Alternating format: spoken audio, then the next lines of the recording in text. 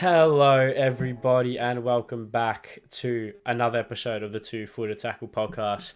I'm your host, Ari Stamatakos, and we are done. Group stage done. It's been a long 12 days, I think I should say, a pretty long 12 days, but we're done the group stage, and it started pretty meh. I mean, if we go all the way back to Qatar Senegal, to Qatar Ecuador, which felt like 40 years ago.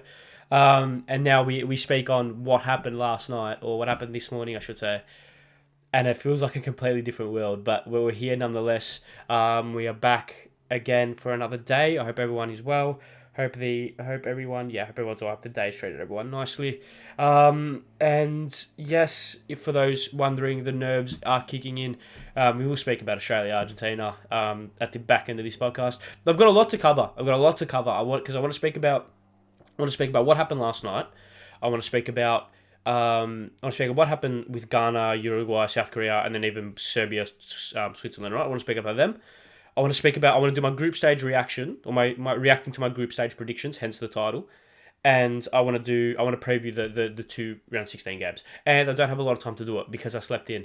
It's currently 11:30, which means if you do the math, I've got two and a half hours to finish recording this and then upload it, and it probably will take about an hour and 45 to upload. So, 2.5, yeah. So, ideally, if I can get this done, if this can be under 35 minutes, or if this can be on and around 35 minutes, great. I don't know how I'm going to do that. I might just quickly ramble and speak. Try not to extend it, but hopefully this should be alright.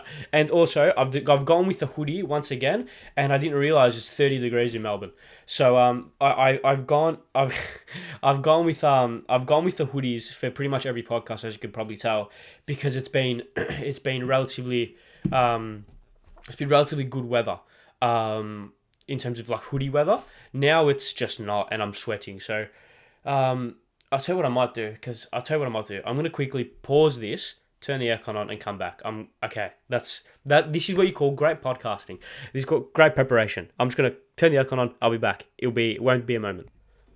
Okay, we're back. The aircon's on, and the vent for the aircon is literally right above me. So hopefully this cools me down, and I can get through this without passing out. Yeah, hopefully we can get that done. I'm still very sick, as you could probably kind of tell by my voice. I think I've got a chest infection, but I can't be bothered to go and find out. So we're just gonna have to battle through, I guess. But yeah, let's kick things off.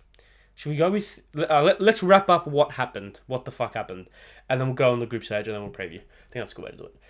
So there was, of course, the last simultaneous kickoffs of the World Cup happened this morning, or last night, or the most recent time football was on. And it was drama, to say the absolute least. Drama. And do you expect anything less from the World Cup? I don't think you do. Now, let's speak about. Let's speak about the 2 o'clock kickoffs. South Korea, Portugal, Uruguay, Ghana. Now, we all knew there was going to be drama. And basically the equation was Uruguay win and hope Portugal get a result. They're through. Ghana win. They're through. Ghana draw and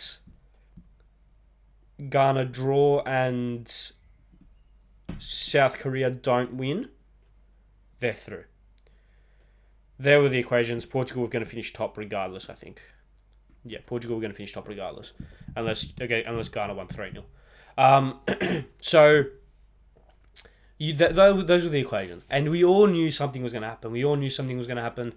Because of the Uruguay-Ghana thing. And this is a rivalry that has stemmed from football and only and has built up from football. It's a 12-year in the making, and we all knew there was going to be drama, right?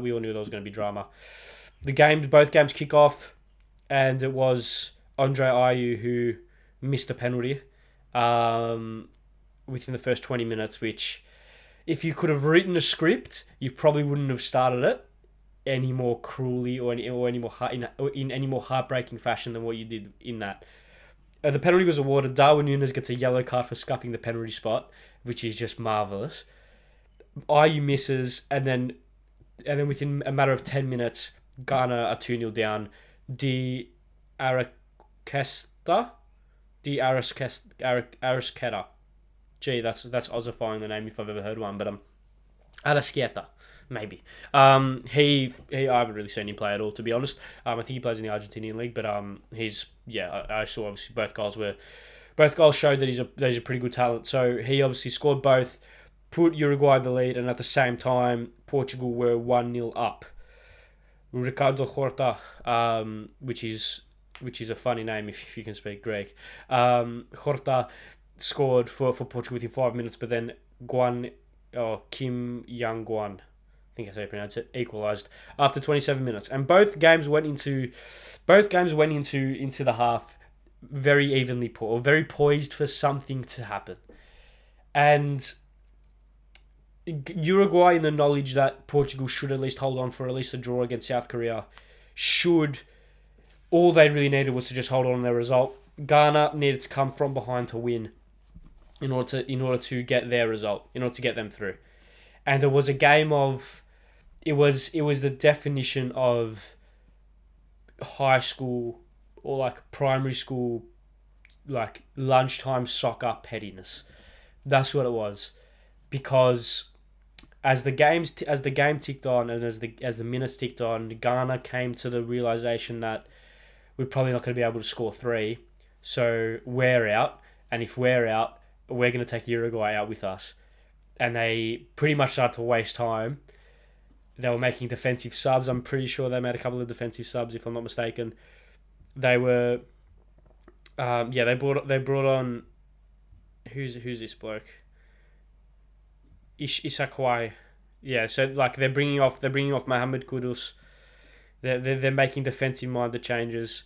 About maybe just after the 70th minute, where they realize, all right, they probably can't get 3 goals, and praying for a South Korea winner, and it was raptures in, I don't know what city it was in, but when Heung-min Son plays through Hwan Hee-chang and scores in the 91st minute, all of a sudden the group is flipped on its head. All of a sudden, South Korea going through, Uruguay out, and Ghana get there, and then obviously the full-time whistle sounds, and Ghana get their revenge. Now, for those who don't know, for those who potentially don't understand the context behind why Ghana-Uruguay is such a big game, I think you would understand if you listen to the podcast, but for context, I'll explain it. Back in 2010, Ghana were in the quarterfinals versus Uruguay. 120th minute, Ghana sending a cross. It's a goal-mouth scramble. There's a header on goal, which is going in the 120th minute to win Ghana the game and send them to the semi-finals, before Luis Suarez handballs it on the line to stop it from going in. Red card penalty.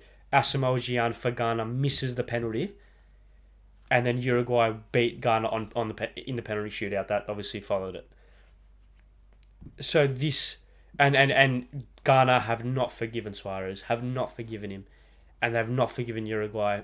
And now I don't think Uruguay are going to forgive Ghana, because this is a rivalry. Sorry, how's that? This is a rivalry that has been 12 years in the making. This is something that only football can produce, only football can do.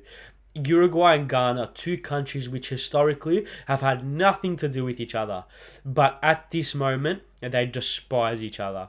The seeds were planted in 2010. They've come to spurt in 2022.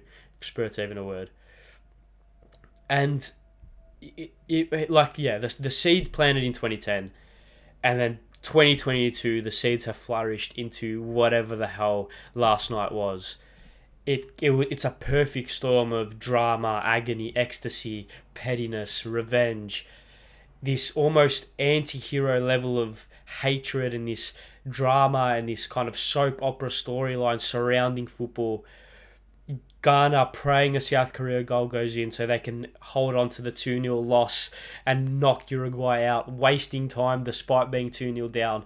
It's a thing only football can do, and it's one of, if not the best things about this tournament, and it's one of, if not the best things about this sport, is that it can It can make people unhinged. It can create these storylines, this drama between two countries who really should have nothing to do with each other. Ghana and Uruguay have nothing to do with each other for like in my knowledge anyway. And this hatred that was brewed in 2010 and has kind of erupted in 2022, where Ghana sacrificed themselves in order to take Uruguay with them, to see South Korea go through.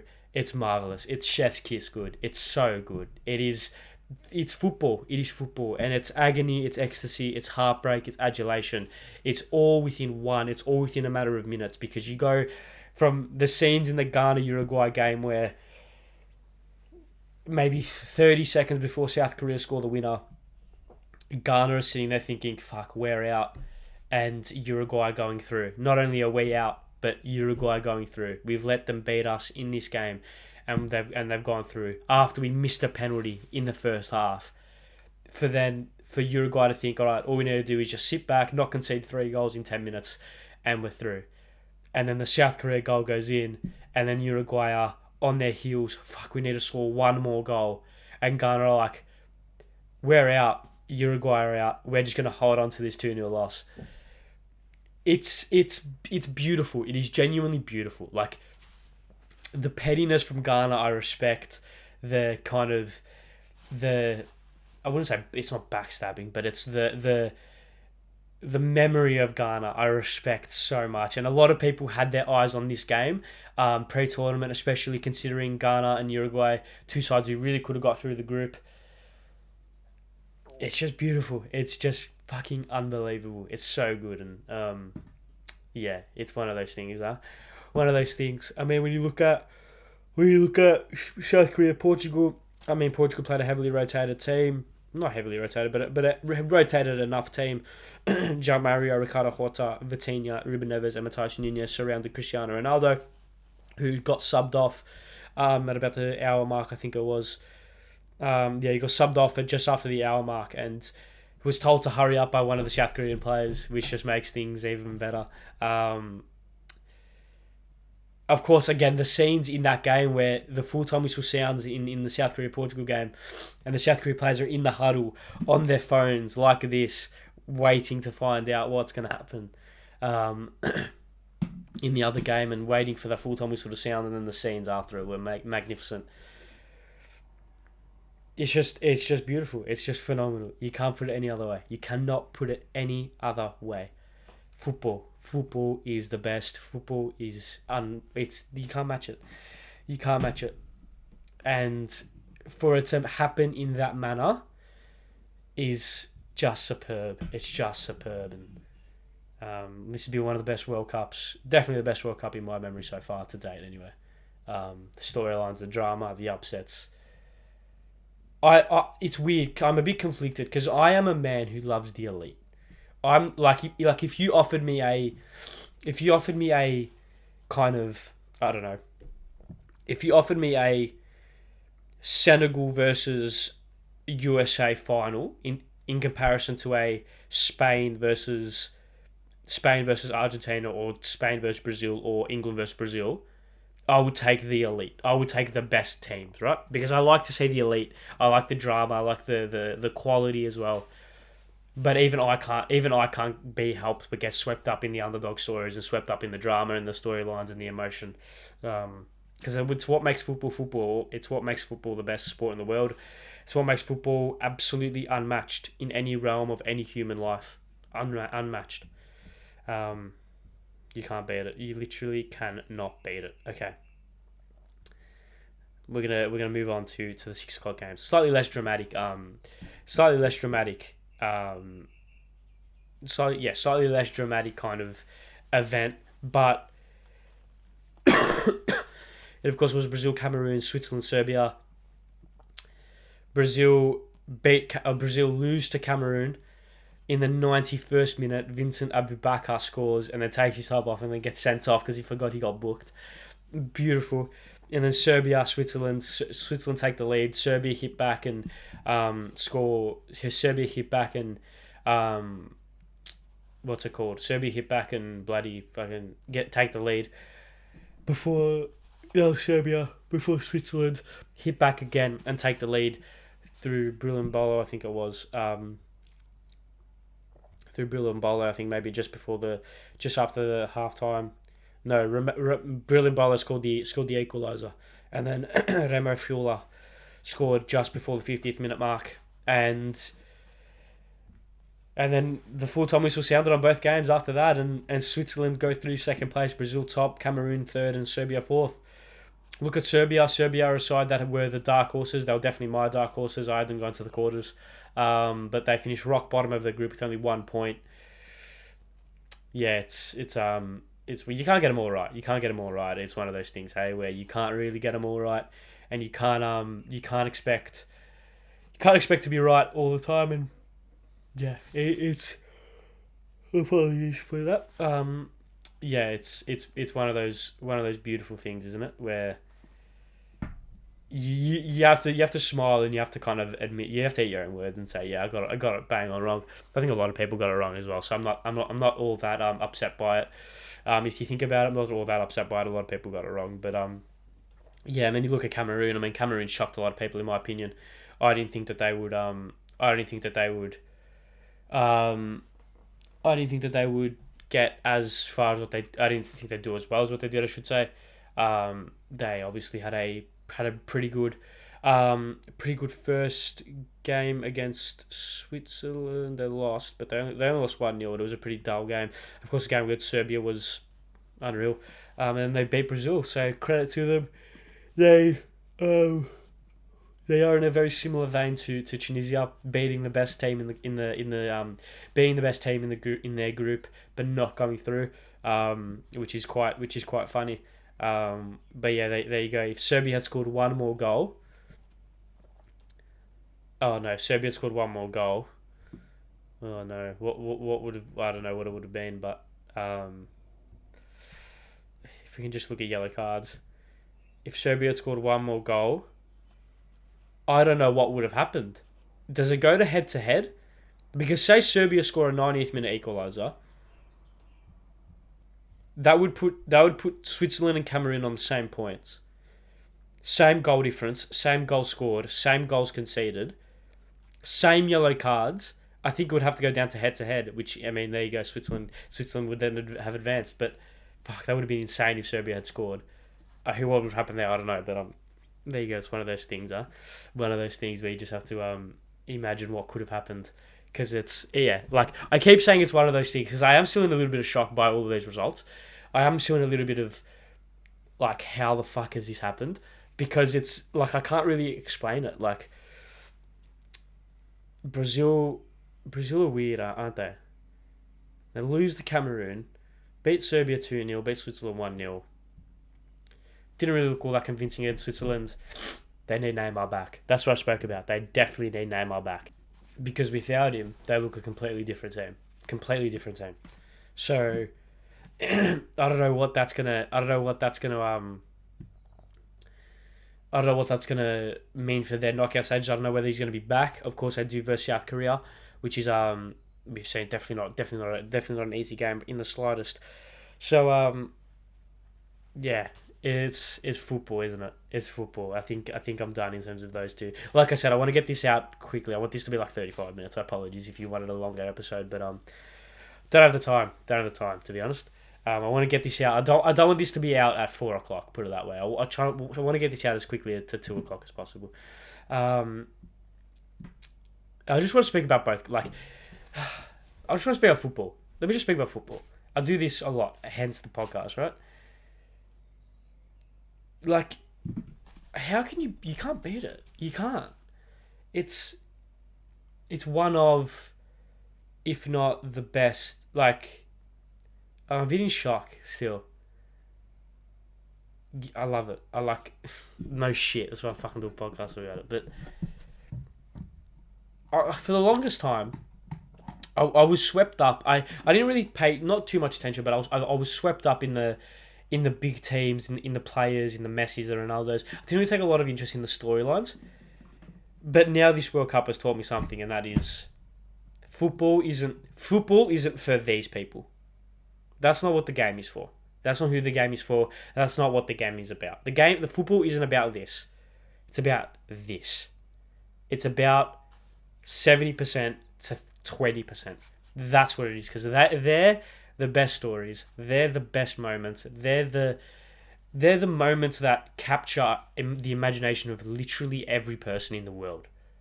Because Australia beating Denmark isn't the World Cup final, right? I'm just going to give an example. But it fits in that 70 to 20% bracket where you can just capture the heart of a nation. It can capture the heart of so many people. And when I speak about football, especially on Twitter, and I mean, if you're not Australian, you won't understand what I'm about to say. But AFL Twitter is so insecure, so insecure, and so threatened. It's so funny. Some parts of it, AFL Twitter, I should say, they're so threatened by the world game. It's funny. It's very funny. But people always say, "Oh, it's hard. Soccer's boring. You watch 90 minutes and you might not even get to see a goal." It's not about that. Like, it's not about that, because it's not about the goals. Like, it's not about the goals. It's not about the players. It's about the story, and it's about what it means. Like, every single big game has this underlying story throughout it. Whether it's a player, like a story of a player, whether it's a story of a team, story of both teams, story of a stadium, of a city. There's this backdrop to pretty much every football game that if you research that, like, everyone can understand soap operas. Everyone can understand soap operas. Everyone can understand drama. It's why stuff like WWE exists, right? And wrestling exists, because drama and soap operas appeal to pretty much every person on the planet. So you can just, like, ignore the wrestling and just pay attention to the story. If you don't like wrestling, right? Or if you don't like the art of wrestling, you just pay attention to the soap opera, to the storylines, and then you get invested that way. And then slowly, you start to become a little bit affiliated and, like, start to find the love of wrestling, right? It's the same with football. It's exactly the same with football. It's, granted, there is a lot more of, obviously it's real versus not real, and there's obviously very different. But if you don't like the game, in terms of, if you don't like 90 minutes of 22 people kicking a ball around trying to score into another goal, right? Look at the stories, especially this World Cup. It's been littered with them, littered with the stories. I mean, we literally Ghana, Uruguay. Ghana 2010 semi-final bound. Suarez handballs it on the line, red card, penalty. Aswell for Ghana. Ghana's best player, pretty much, or almost their best player, misses the penalty. Then the penalty shootout, Gian takes the first penalty, scores one of the fucking best penalties you're ever going to see in the shootout, and then they miss Ghana missed the first penalty, Uruguay score, they miss again, and then for Uruguay to win it, I can't remember who it was. If I quickly just want to quickly just want to get a game, quickly, if I can quickly find it. It was Sebastian Abreu, who. So let me just go from the start. Like, if you're not invested in the game, if you don't like the game, look at the stories. And this Ghana Uruguay game has the perfect story. 12 years ago, Ghana Uruguay quarterfinals of the 2010 World Cup. Ghana last chance, cross into the box, header is goal bound. It's going to go in. Ghana are going to beat Uruguay and go to the semi-finals, until Luis Suarez handballs it on the line, red card penalty. Asamoah Gyan steps up to take the penalty for Ghana to send them to the semi-finals with the last kick of the game, and he hits the crossbar and he misses. Then the penalty shootout, of course, follows it straight away. Asamoah Gyan takes the first penalty for Ghana and scores a brilliant penalty. It goes all the way to 3-2 in Uruguay's favour. John Mensah has a chance to equal the shootout 3-3 and to pretty much send it into sudden death. He misses. Uruguay have a chance to win the penalty shootout, I think. Or Uruguay have the chance to get on match point. Maxi Pereira misses. Then Ghana miss their next penalty. So it's now match point Uruguay again, somehow. Despite 3 penalty misses in a row, it's match point Uruguay. Sebastian Abreu steps up with a chip Panenka goal. He scored 90% of his penalties with that Panenka down the middle. one of the most audacious penalty kicks you're ever going to see. He scored 90% of his penalties with that exact same technique. The Ghana goalkeeper didn't do his homework. Didn't know what penalty he was going to take. And then 12 years later, Ghana awarded a penalty at the start of the game. They missed a penalty. Within 10 minutes, they find themselves 2-0 down. All the way up until the 91st minute, Ghana are going to have to live with this heartbreak again of being knocked out by Uruguay, seeing Uruguay advance to the next stage because of them, because they can't win. And Uruguay knocking Ghana out for the second time while advancing to the next round for the second time. Until the 91st minute where they get the fucking notification on their phone from FOTMob or whatever, where South Korea score, and then all of a sudden, roles reversed. Uruguay need to score. Ghana, who are already out, are holding on to a 2-0 loss in order to take Uruguay with them out of the group stage. In order to take them and knock them out with them. You can't beat it. There's no storyline like it. There's no soap opera like it. It's beautiful. It's unbelievable. It's unreal. Anyway, let's move on.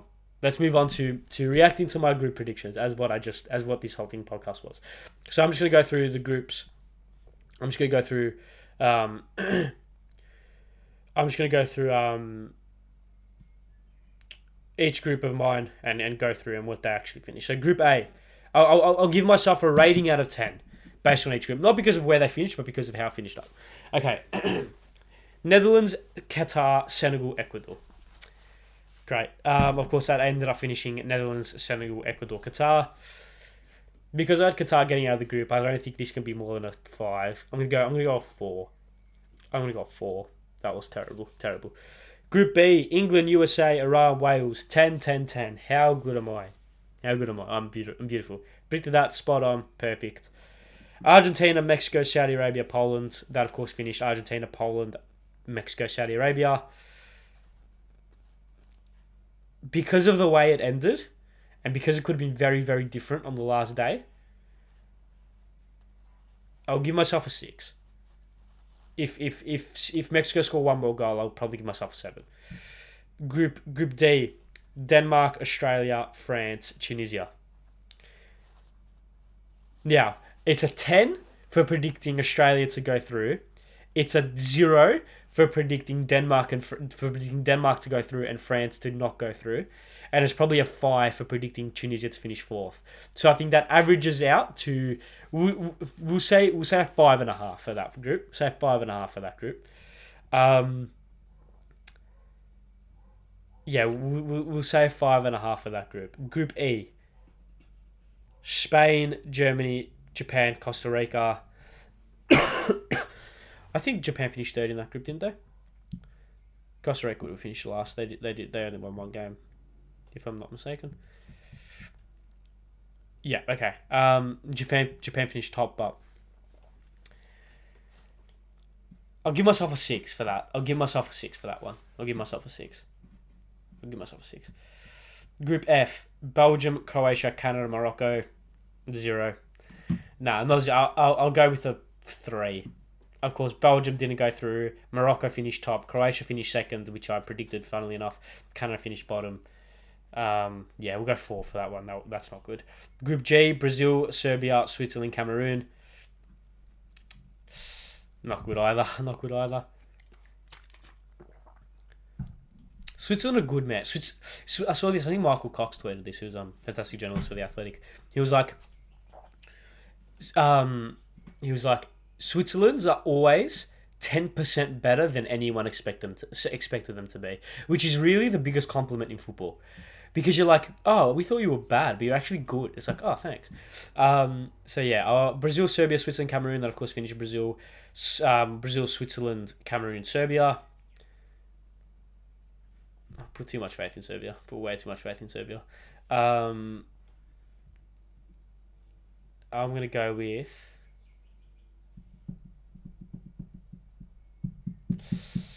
I'm going to go with 4. Not good enough. And then the next group, Portugal, Uruguay, South Korea, Ghana. just swap Uruguay and Ghana around and swap Uruguay and South Korea around, and I've got us bang on.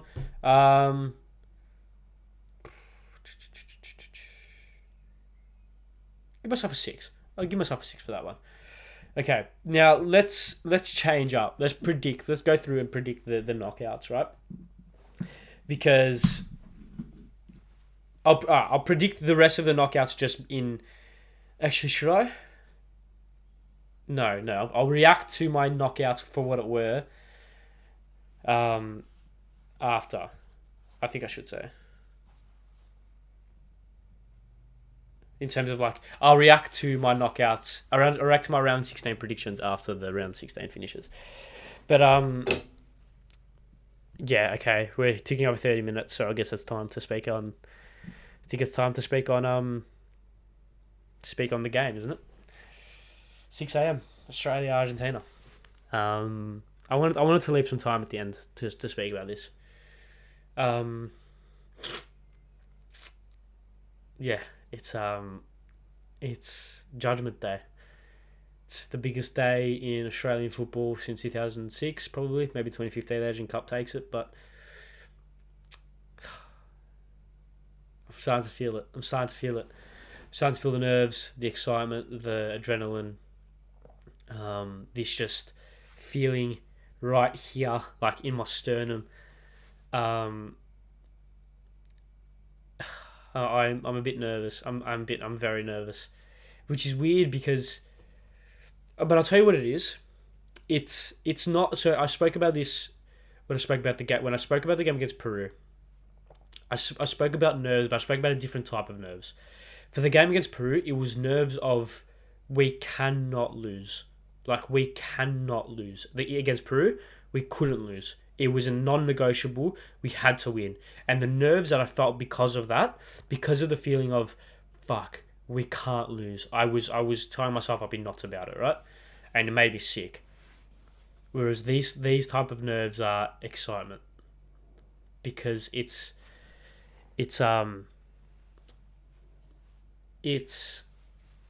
the feeling of we have a chance here. In terms of, I'm not saying like we have a chance to win. Like, I'm not saying we have a very good chance of winning. I mean, we have a chance to do something, and to do something that will never be forgotten, ever. And it's because of a certain player that is lining up in the blue and white. Australia are in a position to end Messi's final World Cup tournament, final chance at getting that elusive World Cup trophy, and his final chance at football immortality, and potentially being the undisputed greatest of all time. Australia have a chance to take that away from him. And to take that away not only from him, not only from Argentina, but for the world. And look, I said pre-tournament, if I could write a World Cup final that didn't involve Australia or didn't involve England winning, because that would mean I'm right and I like being right more than anything, it would be Argentina, Portugal. It would be Ronaldo, Messi. It would be the greatest football game of all time. It'd be the greatest football game of all time. And that obviously can still happen. Both Argentina and Portugal did what they needed to do in order to ensure that that was a possibility. Both teams won their group. Both teams are on the opposite side of each other in terms of the draw. So the only way that they can verse each other is all the way in the final. And have you seen those memes on TikTok where it's like, or that trend on TikTok maybe before the tournament where it was 99% of me wants Australia to win, but that 1%. That's what it was for me, right? But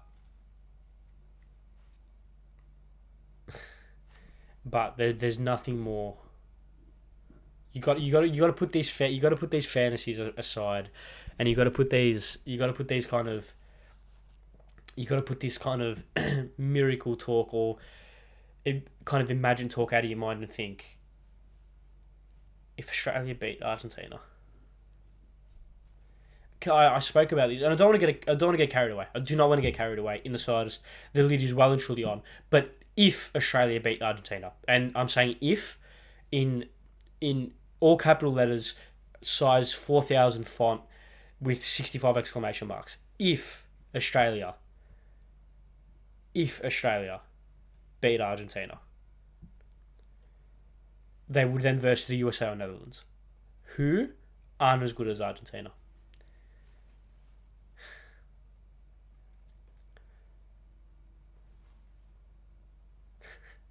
We couldn't do it, could we?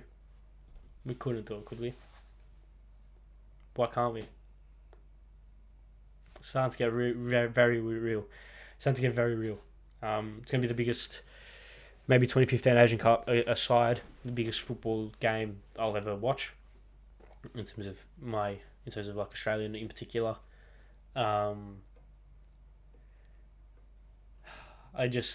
Get down to Fed Square if we're in Melbourne, get down to any live sites in Australia, because don't let anyone tell you this country isn't a footballing nation, and I can guarantee you the scenes at 6 a.m. tomorrow morning will prove that Australia is a footballing nation. And I said this, I was at a 21st last night, and I spoke about this with someone there, and it was, yeah, Australia can win. Like, we can win. Obviously, we can, right? I'm not saying we will, but we can win, right? Obviously, of course, it's football, right? It's not that. It's if Australia take the lead,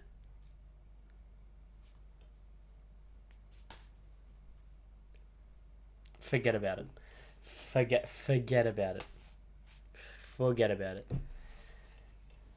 If Australia take the lead in this game, take the scenes for the game against France and multiply it by 1,000.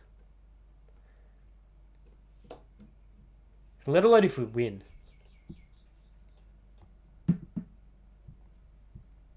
Think about it. This World Cup is throwing up upset after upset. This World Cup's throwing up upset after upset, and why can't I throw up another one? If it goes to pens, forewarning, if it goes to pens in any regard, I might not be here tomorrow. I don't think I'll be able to do it. Like, I don't think my heart... Like, I hope nothing bad happens, knock on wood, right? But I just, like, it means that much. Like, it means that much. Because if you've been on Twitter in the past 24... If you've been on Twitter in the past 48 hours, you'll know just how much this means to so many people. And if we get through, the lid is well and truly off if we get through. But right now it's well and truly on. I just want to give my thoughts on that. Yeah, let's. There's of course another game. There's Netherlands USA. Once again, I'm just gonna give my prediction without giving any kind of reasoning. I'm gonna go with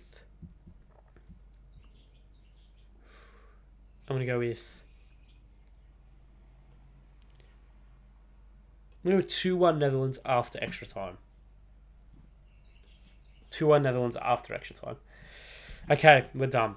I said to tick over 49 minutes. We're just on 49 minutes. Slightly shorter, slightly more rushed. I just wanted to get this out before 2 o'clock, and then get myself mentally prepared for the game tomorrow. Tomorrow's podcast will be me in tears, probably. Just regardless of what happens, will be me in tears. But look out if we win tomorrow. Look out. Okay, thank you all very much for watching. Another episode of Two Foot Attacker Podcast. I'm your host, Ari Stamatakos. Make sure you do. I don't think I plugged at the start. I don't think I plugged anything at the start. Yeah, all the links are in the description of YouTube. Relevant social links in the description of YouTube. Subscribe. Notification bell as well on YouTube because of the erratic upload times that this World Cup has obviously given me. And also just in case I do any clips, I upload any clips. You can just in case I do upload any clips, then there you go. You can when those are out. Make sure you follow on all the socials. Do for Attack Podcast or pretty much anywhere, except Facebook because dinosaur.